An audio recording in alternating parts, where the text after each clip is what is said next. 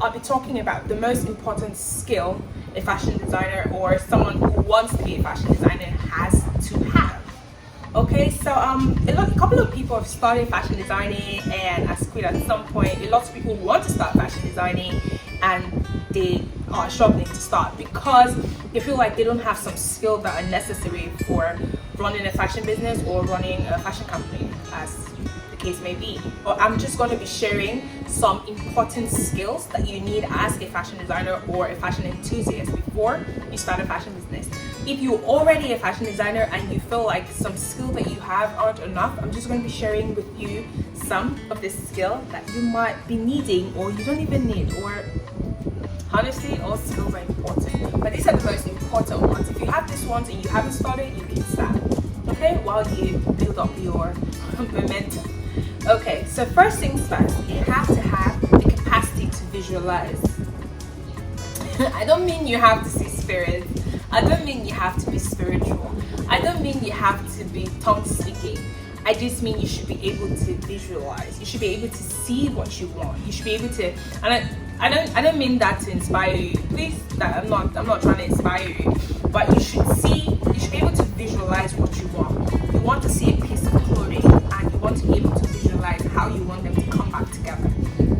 Okay? You have to be able to, okay, so this is something, right? You have to be able to put your have a photographic memory of what exactly it is you want an outfit or a piece to look like.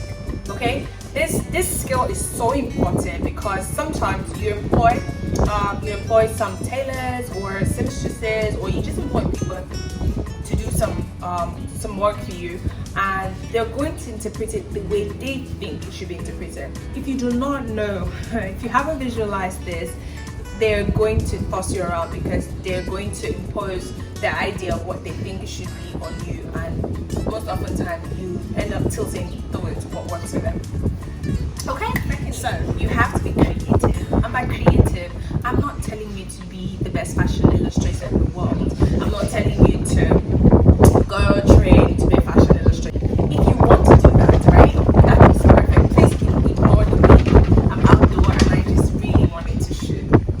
Okay, so if you want to learn to be a fashion illustrator, that's perfect. That's fantastic, in fact.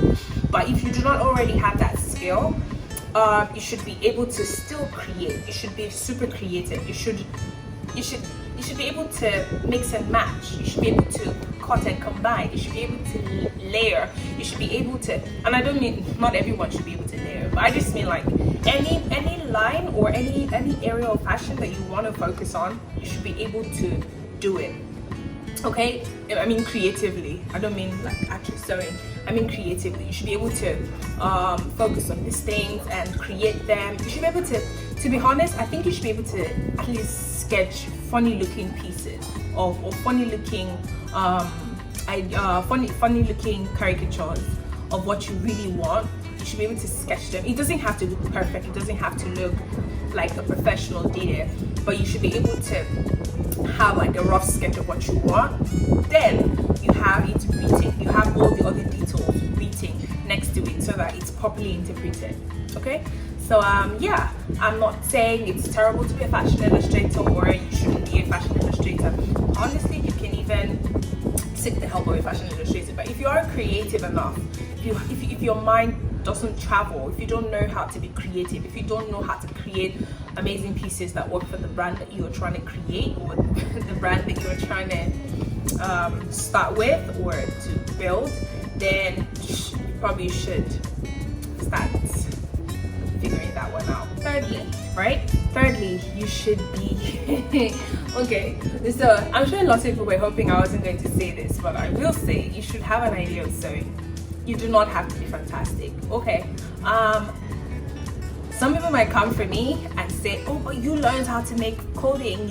Yeah, I did. I learned to be a fashion designer. I learned clothing. I learned sewing. I was in fashion school for a period of time. I was learning how to merge clothes together and stitch them and make sure they have perfect finish and all of that. But if you do not have all the skill and you train for a period of time or honestly, just have an idea of sewing.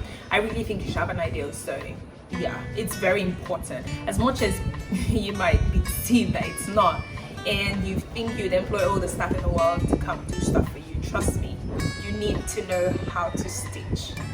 Not excellently, but like have an idea so that if something is not done currently, you can put them through. If something, you just need that. You just need that. Like, you need it so much. You really need to have an idea of sewing. Last thing is, okay, before I say what the last thing is, right? Most people, or I probably have said it in one of my videos, right? Most people will tell you that any skill you aren't great at, right? You should delegate, or you should have someone do it. You should employ someone who does it better, or whatnot. Yeah, that's true. But this one skill you really have to possess is being a team player, right? Being a team player helps you to connect with your staff, helps you to connect with your, like, everyone that works with you, your team, your, like, everyone that works with you, because that's the only way you can get work done. That's the only way you can get, that's one of the many ways, actually. One of the many ways you can get work done. One of the many ways you can get people to do what you need them to do, when you need them to do it, and how you need them to do it in the most precise way possible.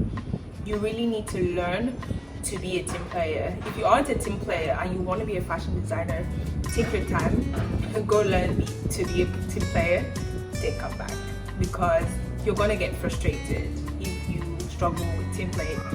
And on that, I've come to the end of today's episode of the Tailour TV. Come to the bright side of life. I'm kidding. Anyway, thank you so much, guys. Thank you for subscribing to my channel. I saw your subscribes, I saw your likes, I saw your shares, and I'm still struggling to see your post notification. So click on the post notification button next to the subscribe button, after you subscribe, of course, so that you're notified every time I post something online. Thank you, guys. Mwah.